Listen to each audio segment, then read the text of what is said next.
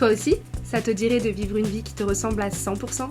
Une vie où tu respires la joie de vivre, où tu n'as pas peur de t'affirmer, où tu as pleinement confiance en toi, en la vie, en tes choix, et où ceux-ci te conduisent à la vie dont tu as toujours rêvé?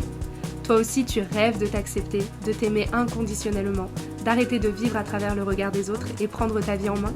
Alors tu es au bon endroit et tu as fait le meilleur des pas, commencer à te transformer pour une vie meilleure. Bienvenue à toi dans mon tout nouveau, tout beau, tout frais, le podcast Tu es assez, qui t'aide chaque semaine à prendre conscience de ton plein potentiel, à gagner confiance en toi, à t'accepter pleinement et à te rapprocher de la vie de tes rêves. Hello Camille, bienvenue dans le Talk des Loves. Je suis trop contente de te recevoir aujourd'hui. Je suis au taquet, comme je te l'ai dit tout à l'heure. Et en plus, petit bonus, on est sur le même continent, même pays, même fuseau horaire. Ça, c'est bonus. Je suis trop ravie de t'avoir. Bienvenue. Merci pour ton invitation. Ça me fait tellement plaisir de pouvoir parler de ce sujet avec toi parce que ça me touche vraiment personnellement et je suis trop ravie que tu m'aies choisi pour parler de ce sujet, vraiment. Je suis très heureuse. Ouais, bah, comme je te l'ai dit quand je t'ai invitée, c'était clairement une évidence de parler avec toi autour de cette discussion, d'échanger avec toi autour de ce grand sujet. Mais du coup, on va commencer par le commencement et la base des bases. Est-ce que tu pourrais, s'il te plaît, te présenter de la manière dont tu le souhaites? C'est rigolo parce que tu sais, les moments de présentation, c'est toujours genre assez challengeant. Je sais pas toi, mais moi, Exactement. je suis jamais à l'aise avec ça. Est-ce que je dois J'ai dire l'imp- ce que je fais? Est-ce que c'est ça qui me définit? Est-ce que... Voilà. Mais Ouais, du coup, je te c'est le ça. laisse, le challenge. Je me dédouane complètement. Du coup, moi, je suis Camille Béclin, j'ai 26 ans, je suis entrepreneur et mentor business pour les femmes. Et a avec mon jeune âge, finalement, si j'ai envie de le dire, j'ai l'impression d'avoir vécu, tu sais, genre comme 5000 vies, tu vois? Ouais. J'ai vécu genre vraiment tellement de choses dans ma vie, tellement d'expériences aussi atypiques, que terribles, que magnifiques, tu sais, vraiment très uniques finalement qui m'ont permis d'être la coach que je suis aujourd'hui, d'être la femme que je suis aujourd'hui et cetera. Et donc finalement, j'ai fait un travail, sur le développement personnel, puis spirituel assez jeune. Après, la maladie que j'ai eue à 16 ans, j'ai commencé vraiment aussi à me plonger dans le développement personnel à cet âge-là, après ça en tout cas. Et puis progressivement, ces dernières années, je me suis vraiment intéressée aussi au développement spirituel.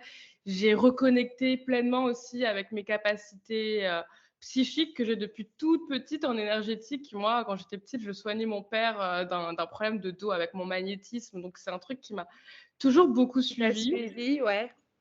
Et du coup, bah, c'est un peu tout ça, en fait. Je suis vraiment passionnée par le développement personnel, par le développement spirituel, par l'énergétique. Et en même temps, je suis passionnée par l'abondance, créer sa vie de rêve. C'est vraiment un sujet qui me passionne. Et à côté de ça, je suis aussi passionnée par le marketing et les stratégies. C'est souvent deux mondes qu'on dissocie. Et justement, moi, dans ma vision du business, je les associe plutôt que les Ouais. dissocier. Parce que c'est vraiment ça pour moi aujourd'hui qui nous permet de créer une entreprise abondante. Et c'est ce que Clairement. j'aide du coup les femmes à faire. Donc les femmes coachs, thérapeutes qui sont voilà, passionnées par leur métier, engagées dans leur métier et aussi auprès de leurs clientes, à développer une entreprise en ligne qui soit abondante. Donc la richesse, le plaisir, la fluidité, l'épanouissement, l'alignement Mmh. et au service de leur vie de rêve, en fait. Tu vois? Vraiment une entreprise qui s'aligne à leur vie de rêve, c'est-à-dire qui leur permet justement de vivre leur vie de rêve, en tout cas de cheminer pour vivre leur vie de rêve. Et on fait ça au travers d'un état d'esprit puissant, donc vraiment sur tout ce travail mindset énergétique, ainsi que surtout le travail stratégique, donc avec des Ouais. stratégies uniques. Voilà un petit peu, pour Ouais. me présenter. J'aurais tellement de choses à dire et puis Mais on va en dire des choses, on va en dire beaucoup, beaucoup. Mais c'est vrai que je rebondis sur ce que tu as dit. Je suis totalement d'accord avec toi sur le fait qu'on ne dissocie pas. Pour moi, c'est complètement complémentaire. Il y a beaucoup de comptes. Moi, je suis énormément aussi de comptes, évidemment, de développement personnel, de développement spirituel. Et parfois, tu entends dire non, mais il faut que tu sois aligné. Quand tu vas être aligné, ça va tomber. Non, c'est faux. Il faut que tu sois aligné, certes, parce que c'est comme ça que tu te donnes à fond et c'est comme ça que tu fais les choses avec le cœur et que ça se ressent. Mais derrière, tu as quand même besoin d'un minimum de stratégie. Ça va pas tomber comme ça. C'est pas parce que tu es aligné que le lancement, il va se faire tout seul. Derrière, il y a du travail, il y a du marketing, il y a des stratégies forcément. Et voilà, et donc pour moi, ça s'associe et ça ne se dissocie pas. On se retrouve complètement là-dessus. De toute façon, il y a énormément de choses sur lesquelles on se retrouve et c'est pour ça que je voulais t'avoir aujourd'hui. Et du coup, tu parlais de vie de rêve. Donc moi, je vais te proposer, pour commencer, de faire un petit retour en arrière Mmh. et que tu nous expliques, quand tu étais petite, qu'est-ce que tu voulais faire? C'était quoi ta vie de rêve à toi, justement? Tu sais, c'est un peu compliqué parce que quand j'étais petite, j'ai vécu tellement de choses, en fait, dès petite, assez fortes que j'ai eu comme tellement de rêves, en fait. Au début, quand j'étais connectée à l'énergétique et que je sentais vraiment ces capacités en moi et que Donc ça, tu j'utilisais avais mon quel âge à peu magnétisme. près quand tu as découvert? J'avais 10 ans. En OK, fait, ça a commencé encore plus jeune, mais à 10 ans, j'ai commencé à les utiliser en faire complètement par quelque chose. hasard. Auprès de mon père parce que mon père avait beaucoup de problèmes au dos, puis ma mère le massait tous les jours. Puis un jour, elle m'a dit: j'ai vraiment je suis fatiguée, est-ce que tu peux masser ton père?» Et puis tout de suite, il s'est passé quelque chose de tellement puissant, où j'ai pu trouver le point de douleur sans qu'il me le dise et puis il a ressenti beaucoup, beaucoup de chaleur, moi aussi dans mes doigts et quelques minutes après, il m'a dit: «Stop» et je lui ai dit: «Qu'est-ce qu'il y a?» Il m'a dit: «Mais j'ai plus mal». Enfin bref, et du coup, à partir de ce moment-là, j'ai développé beaucoup ces, capacités-là auprès de d'autres personnes autres que mon père et donc mon rêve un peu à l'époque, c'était, d'être kiné. En fait, tu sais, à l'époque, Utiliser ses mains. j'avais pas conscience que c'était un peu, le magnétisme, tout cet aspect Ouais, énergétique et mais donc du coup, il y a 16 ans en arrière, c'était pas des sujets aussi open qu'aujourd'hui, tu vois? Tout ce qui était développement personnel, spiritualité, enfin moi, je me replonge 16 ans en arrière, ça commençait peut-être tout juste, mais on n'était pas éduqués là-dedans, on n'était pas c'était pas oui. aussi évident, tu vois?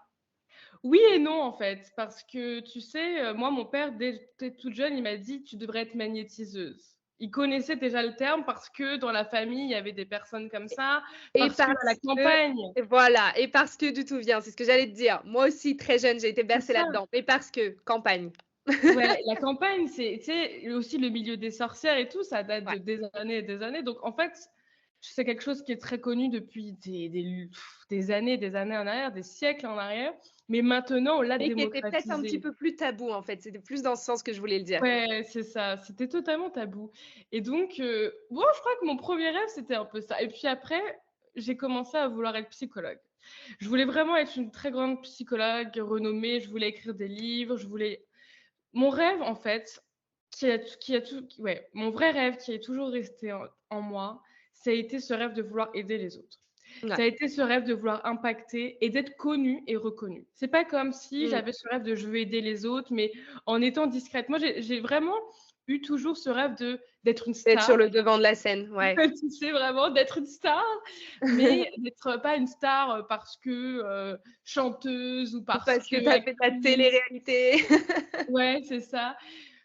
Mais vraiment parce que, j'aide les autres, parce que j'ai un impact sur la vie des autres et sur le monde finalement.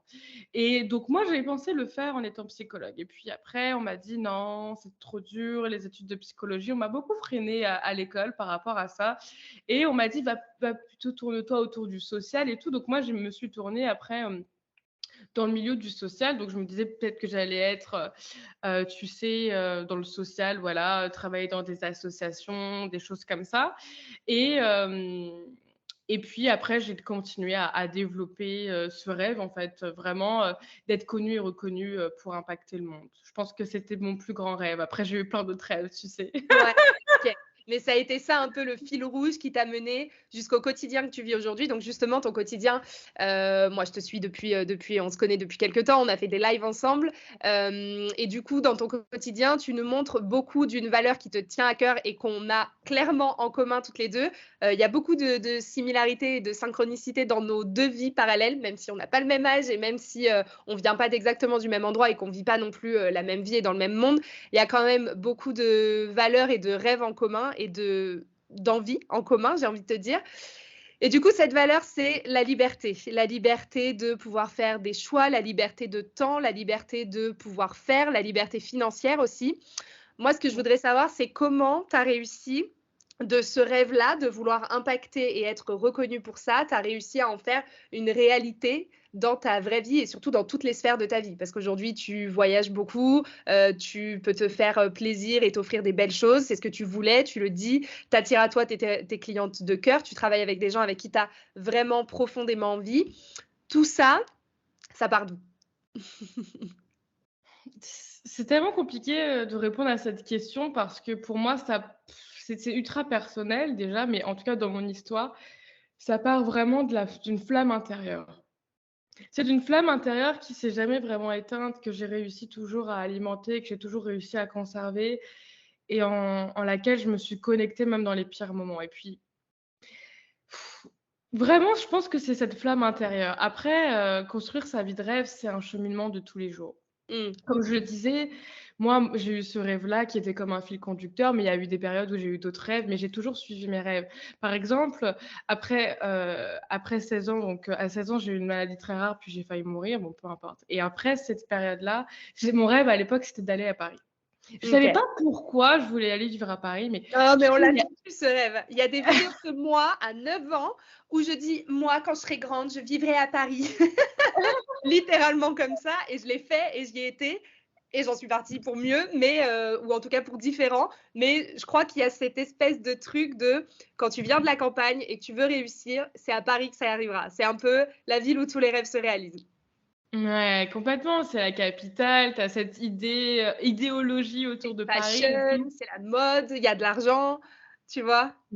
Oui, clairement et du coup, c'était ce rêve-là que j'avais en tête et puis tout m'empêchait de réaliser ce rêve. Mes parents étaient pas d'accord, ils avaient pas forcément l'argent, les finances pour pouvoir me payer une vie correcte à Paris. Ils voulaient pas que j'aille faire mes études à Paris, enfin et puis, bah, ce feu intérieur, il était tellement fort que j'ai simplement mis un peu sur pause toutes les autres personnes qui me disaient de pas le faire, toutes les autres personnes qui me disaient que ça allait être trop dur, toutes les autres personnes qui me disaient que ça allait être pas que ça allait être compliqué, que c'était pas fait pour moi et cetera et j'ai fait en sorte d'aller à Paris toute seule à 17 ans et demi. Donc j'ai mis, tu sais, c'était pour l'école, j'ai mis tous les vœux post-bac d'école à Paris et tout.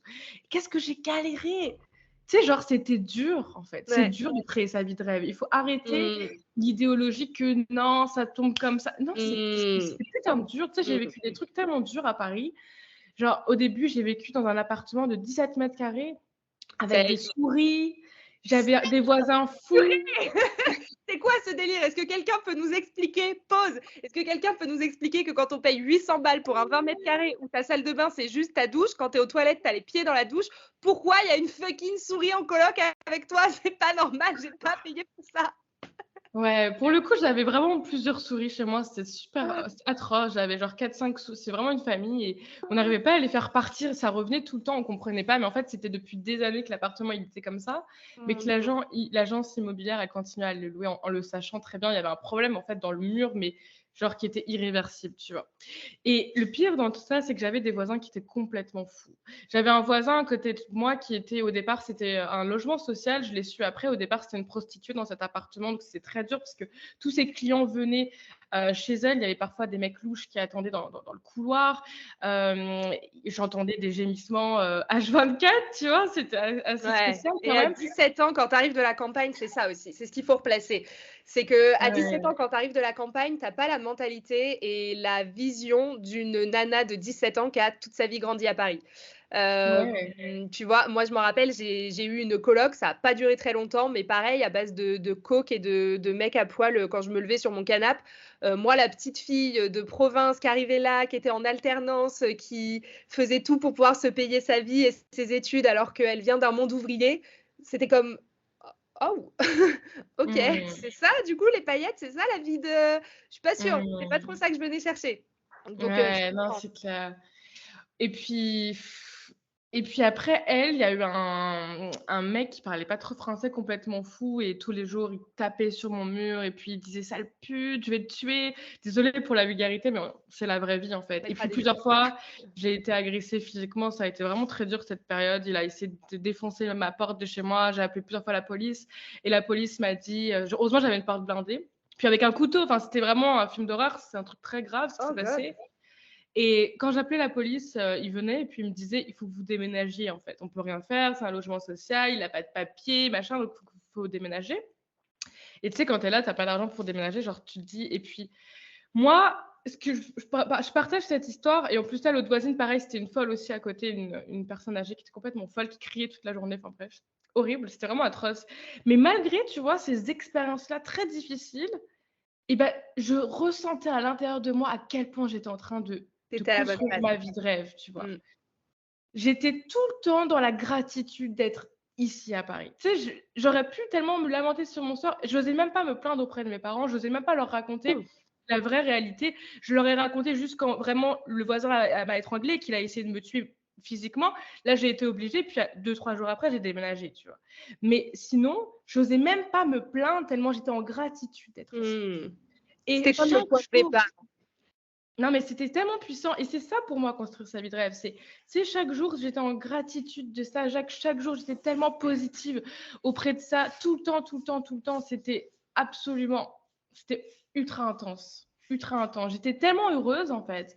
Et j'avais la certitude que j'étais en train de vivre la plus belle Mmh. vie. C'est même s'il se passait ça, parce Mmh. que j'étais pas en train de définir ma vie d'un contexte extérieur sur lequel j'avais pas vraiment de contrôle. Mmh. Tu sais, je définis ma vie par rapport à tout ce qui se passe à l'intérieur de moi, pas par rapport à ce qui se passe à l'extérieur de moi. Et c'est comme ça qu'on construit sa vie de rêve. C'est quand on arrête de tout le temps regarder à l'extérieur et quand on commence à se recentrer sur l'intérieur. Moi, chaque jour, j'avais des croyances ultra positives. J'avais pas des croyances en mode putain, mais qu'est-ce que je fous là, c'est horrible. Parfois, j'ai eu ces croyances-là, bien évidemment.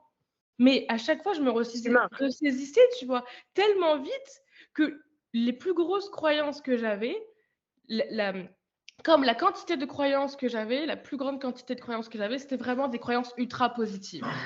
Autour de: «Je suis en train de vivre ma plus belle vie, je suis tellement en gratitude d'être ici, je suis tellement heureuse d'être ici», et cetera. C'était vraiment ça, tu vois?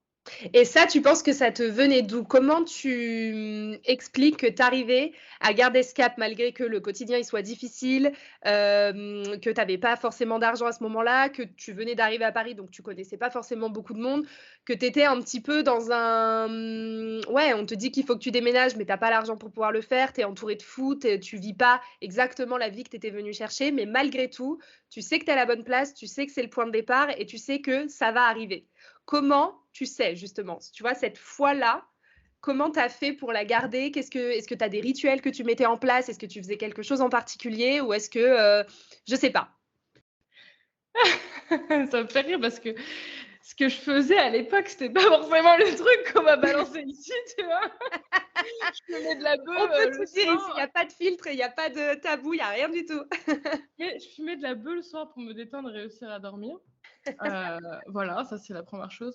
Non, en fait, tu sais, je pense que Avec modération toujours quand même, je le précise.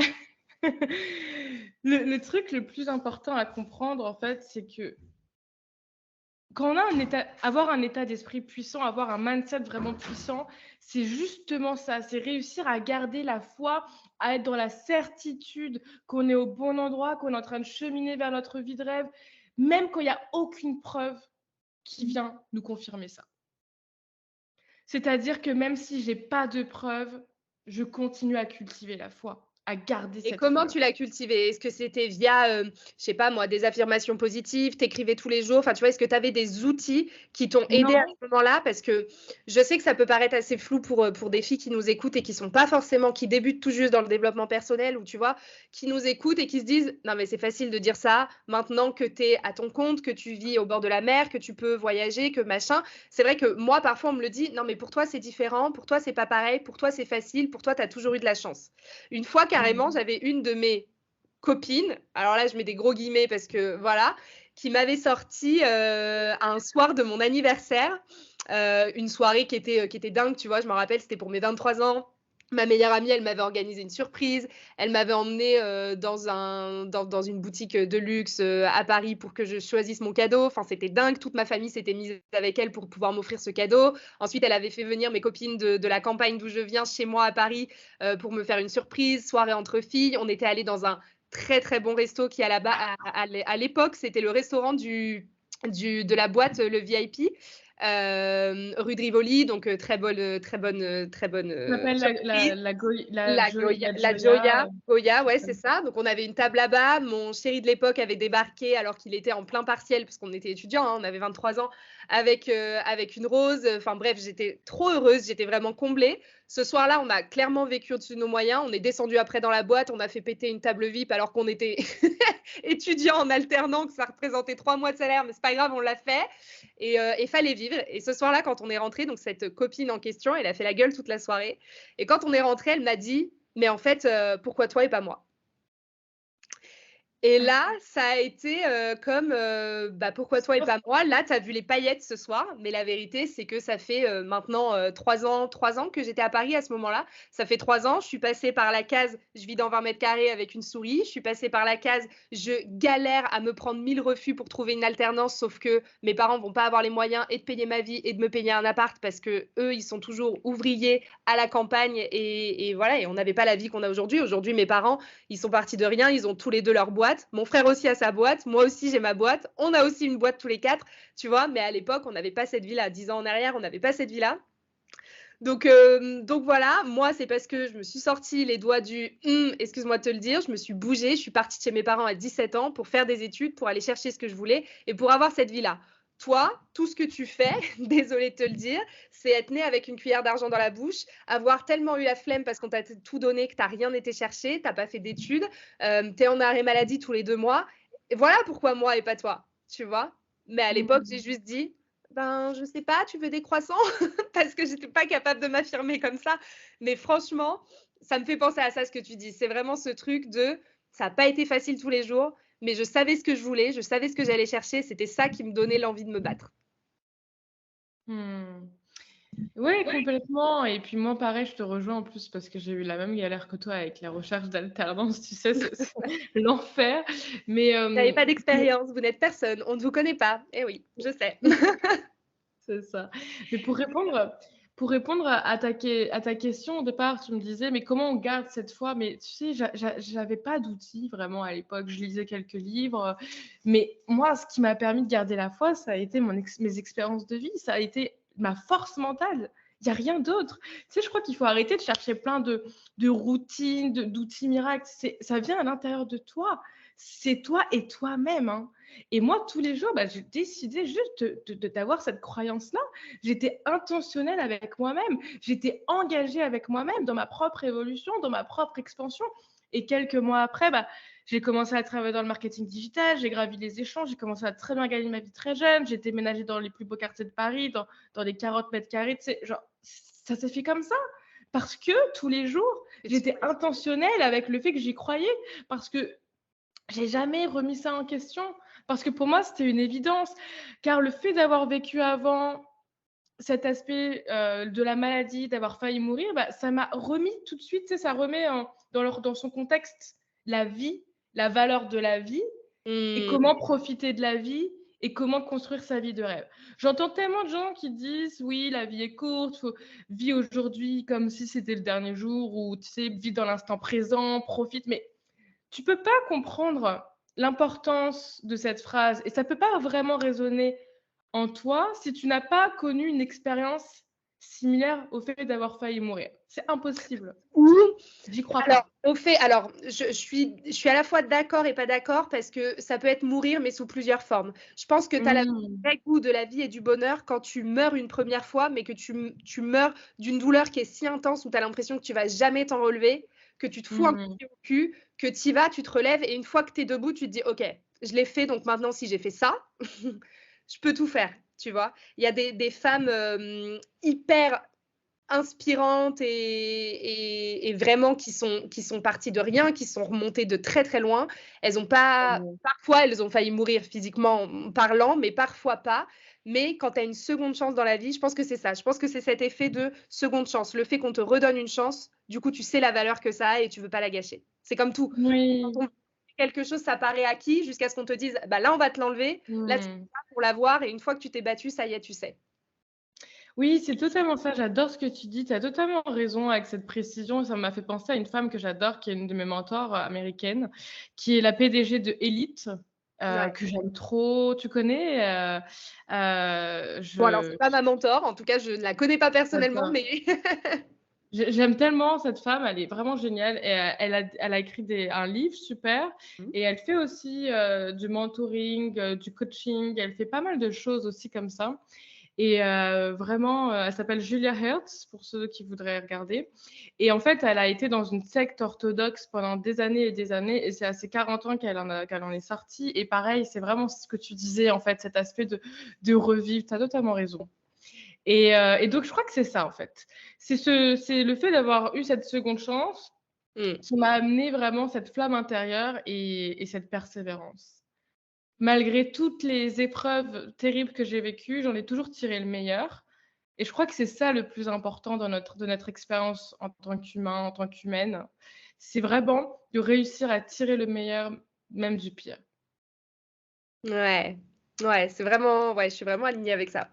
Je suis vraiment alignée avec ça. C'est vraiment cet esprit de se dire, bah, de pas être, aussi catégorique de tout est noir ou tout est blanc, ça peut être gris. La vie, comme tu l'as dit, Mmh. aujourd'hui, tu vis ta meilleure vie, je pense qu'on peut le dire comme ça. Clairement, tu vis ta meilleure vie et pourtant, tu l'as dit au début de ce podcast, je suis passée par des trucs, très durs, j'ai vécu le pire.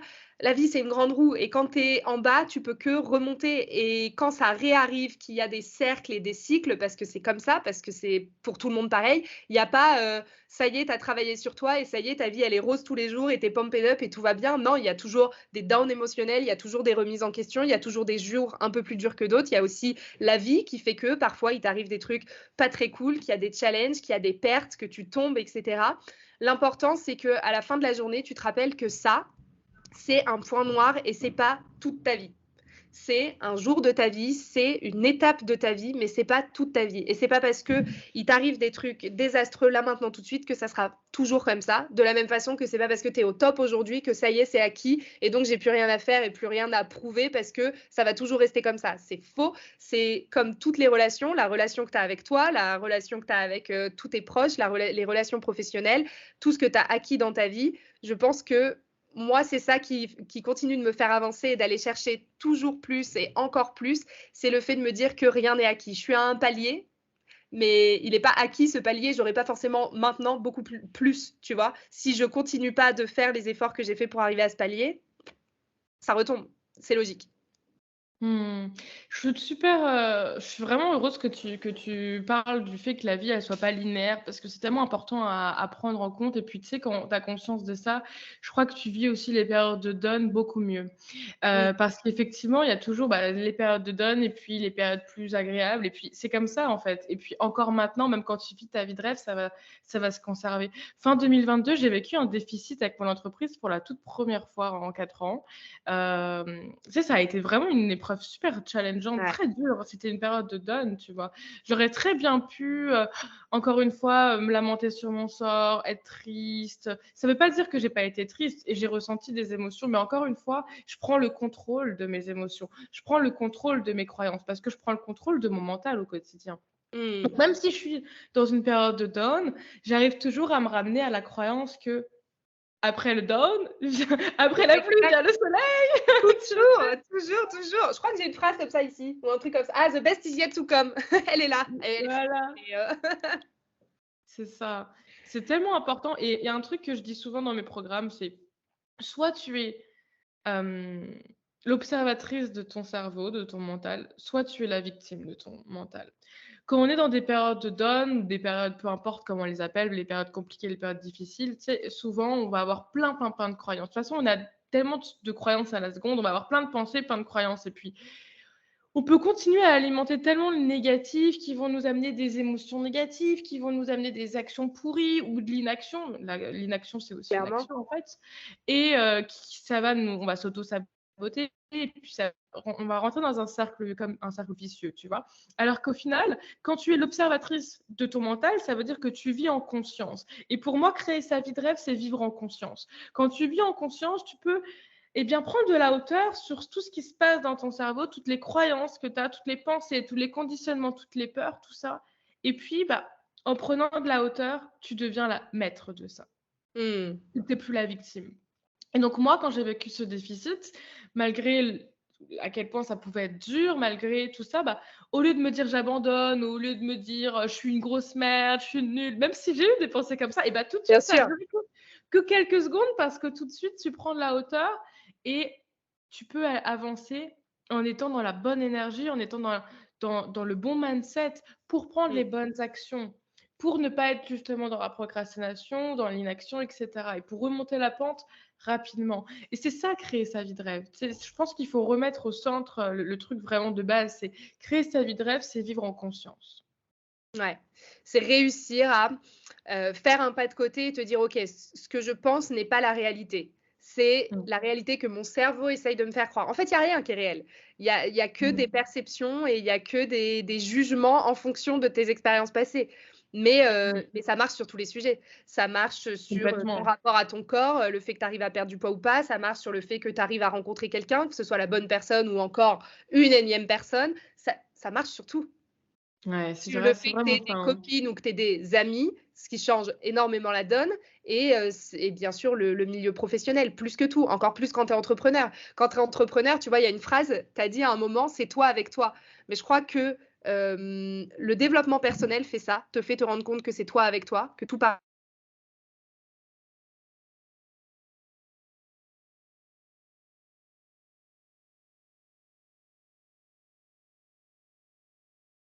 et l'expatriation fait ça. Te dire que c'est toi avec toi-même. Parce qu'au début, quand tu as une barrière de la langue, quand tu connais personne, quand tu es toute seule à l'autre bout du monde et que tu as pas ta famille ou que tu as pas tes amis proches pour t'en sortir, c'est toi avec toi aussi. Et je Mmh. pense que les 3 réunis et la vie par-dessus, ça te fait prendre conscience que c'est toi avec toi. Tu en es arrivé là grâce à toi. Si ça marche pas, c'est aussi à cause de toi et peut-être qu'il faut faire différemment, mais c'est toi. Il y a un gros rôle de responsabilité. J'avais tourné pas mal d'épisodes de podcast là-dessus et j'en parle énormément au quotidien, du fait de Mmh. tous dédouaner, de pointer du doigt telle ou telle personne, ou la vie, ou la faute à pas de chance, ou d'où je viens, etc. Non, désolé, c'est toi. Ouais, je suis totalement d'accord. OK, so une petite question. Maintenant qu'on a fait un retour vers le passé, j'aimerais faire un bond dans le futur et te demander, c'est quoi ton rêve maintenant?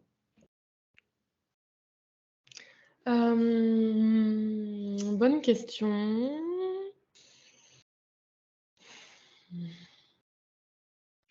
Je pense que mon rêve maintenant, ce serait alors j'ai plusieurs rêves, plus, personnels et professionnels. Ce serait vraiment, de continuer à augmenter mon impact forcément et à l'international, ce que je suis déjà en train de faire puisque je développe beaucoup mon entreprise en anglais, et notamment en présentiel et tout. Donc je pense que ce serait vraiment de développer mon impact et de le faire aussi en anglais et pas qu'en français. Et Mmh. donc pas que dans le milieu francophone, mais aussi anglophone et vraiment à l'international partout dans le monde, même si j'ai déjà des clientes partout dans le monde au final. Mais voilà et puis d'un point de vue plus personnel, ce serait, j'ai envie d'acheter une villa, en Marbella, OK. ici au Te bord de la poser, mer. avoir un pied-à-terre au bord de la mer, reconnecter avec la nature.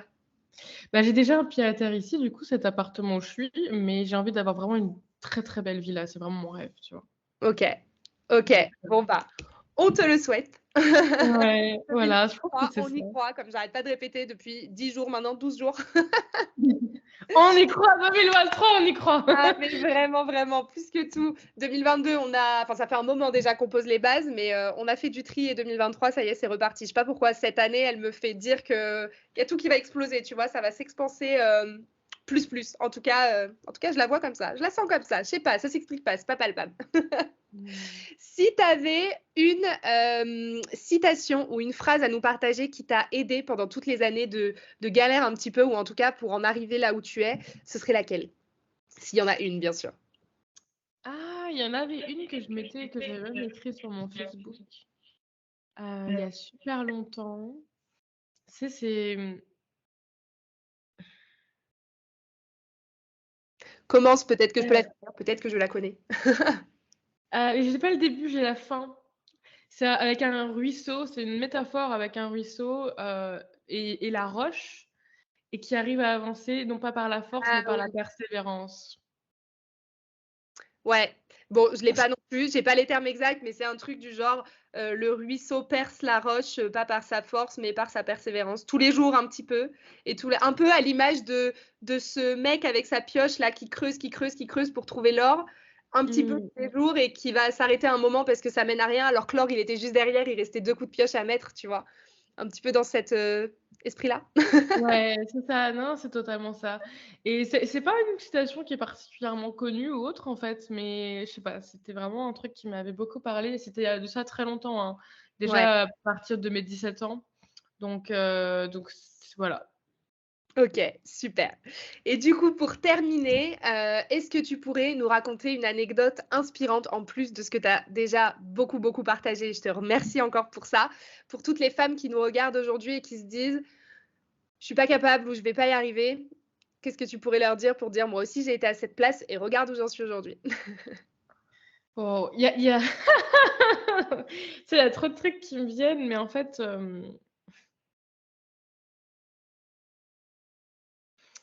je sais pas parce qu'il y a plein de choses et je pense que j'ai partagé beaucoup de choses déjà, tu sais, par Ouais, rapport à plein d'anecdotes justement ou des moments qui ont été difficiles et qui montrent aussi que, bah, on peut créer tout ce qu'on veut, on peut être tout ce qu'on veut, peu importe d'où on vient, peu importe ce qu'on traverse dans la vie.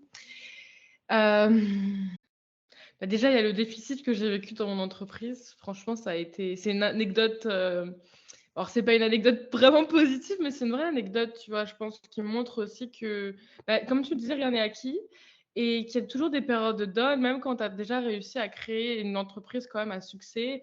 Pour moi, par exemple, aux multiples 6 chiffres et qui pourtant peut aussi, tu vois, connaître des périodes de down jusqu'à aller à un déficit financier. Alors du coup, on s'entend, hein, déficit financier, ça veut pas dire, parce qu'il y a des personnes qui vont ça pas veut pas dire forcément comprendre. faillite et Oui, c'est ça.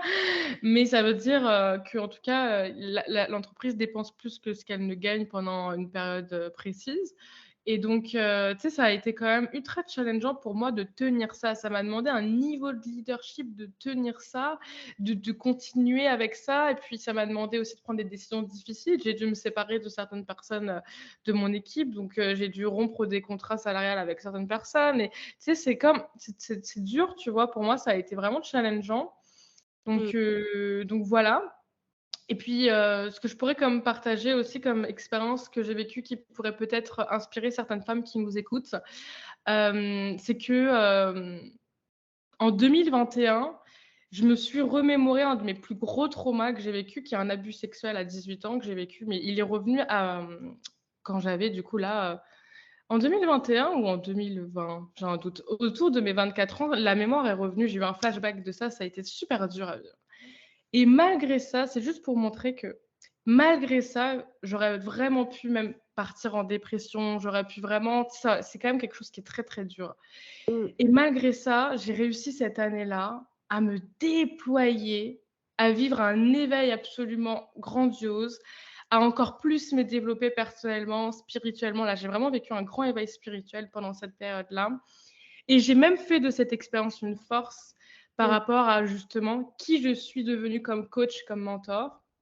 et aussi j'ai réussi avec ça à continuer de développer mon entreprise. Ça a été l'année, je pense, une des années les plus grandioses pour mon entreprise et à vraiment continuer à être sur un état d'esprit positif, avec la pensée positive qui est juste tellement puissante et avec aussi, la gratitude que j'ai continué toujours à cultiver et je me suis fait beaucoup aider. J'ai suivi une thérapie. À cette époque, j'ai suivi plusieurs thérapies et Bien cetera sûr.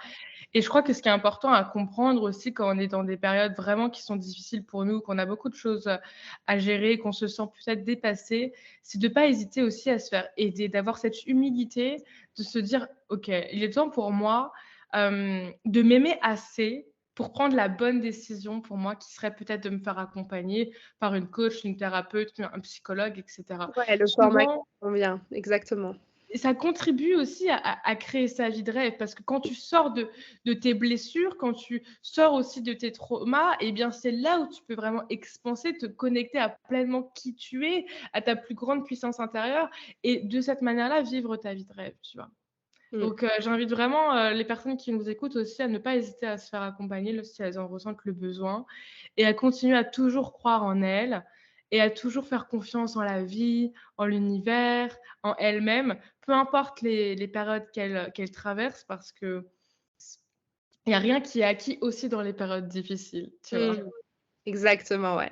Exactement. Et Voilà. du coup, 2020 ou 2021, du coup, ça a prouvé que tu as eu ta revanche sur ce truc horrible. Tu as réussi à en faire quelque chose de plus Mmh. grand que ce que c'était, de très positif Mmh. pour toi. Tu as réussi à switcher ça et c'est un peu, ouais, comme si, tu avais récupéré ce qui t'appartient. Tu avais repris les choses en main, pris ta responsabilité et te dit: «OK, si je vais pas laisser ça me détruire, je vais laisser ça, me faire Mmh. grandir encore plus et m'apprendre». Et c'est ça que je trouve ça, hyper admirable.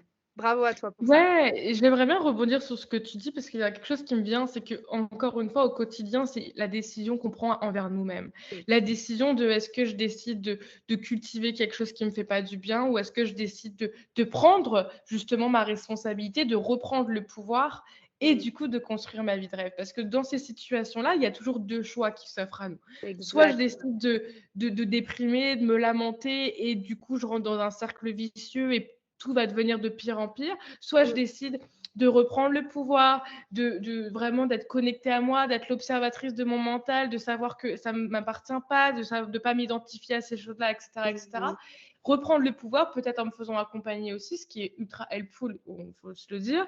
Et du coup, je rentre dans un cercle qui va être vertueux cette fois. Vertueux, ouais. Je suis C'est d'accord toujours avec toi. ça. On a toujours le choix et ça, c'est vraiment, bah, c'était l'objet de ma newsletter hier d'ailleurs. C'était vraiment cette notion autour du, le hasard ou les choix et moi, j'expliquais que je suis persuadée que ce sont tes choix au quotidien qui ensuite t'amènent des petits coups de chance et des heureux hasards. Mais c'est pas le hasard qui fait que: «Ah, c'est tombé comme ça» et non, c'est tes choix, c'est tes décisions qui te poussent à faire des actions qui vont dans ce sens parce que tu veux aller dans ce sens et c'est là où il y a des choses qui arrivent parce qu'en fait, c'est un peu comme tu es tellement clair, tu sais tellement ce que tu veux, tu donnes tellement tout pour y aller que l'univers, il reçoit ta commande. Et derrière, il t'envoie des petits coups de pouce parce que pour te dire que tu es sur le bon chemin et pour te dire de continuer. Mais il va aussi t'envoyer des challenges pour être en mode t'es sûr que tu veux vraiment ça? Vas-y, viens, on te teste encore un peu. C'est normal. C'est Ouais. la vie qui est comme ça. Et vraiment, je suis très heureuse d'avoir eu cette discussion avec toi aujourd'hui à cœur ouvert comme ça. J'ai senti qu'il y a des moments où on ralentissait un peu et où tu étais très émue et ça me touche énormément que tu te sois montrée aussi authentique et aussi vulnérable dans cet épisode parce que je suis certaine que tes mots et ce que tu as pu traverser et les galères que tu as pu rencontrer, ça va en aider plus d'une à se rebooster et aller la chercher, cette fucking vie de rêve qu'on veut toutes.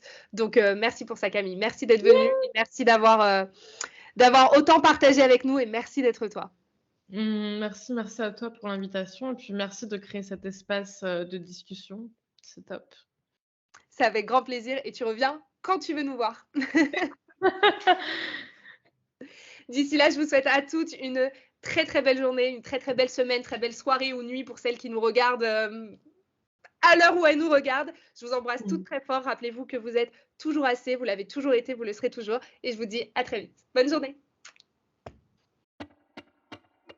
Et voilà, c'est déjà fini pour aujourd'hui, mais on se retrouve mardi prochain pour un tout nouvel épisode. En attendant, ne rate aucun conseil en t'abonnant sur Instagram à tu_et_ac_ et en t'inscrivant à ma newsletter hebdomadaire pour passer à l'action pour de vrai et transformer ta vie. Avec tout mon amour, je t'embrasse mon petit love.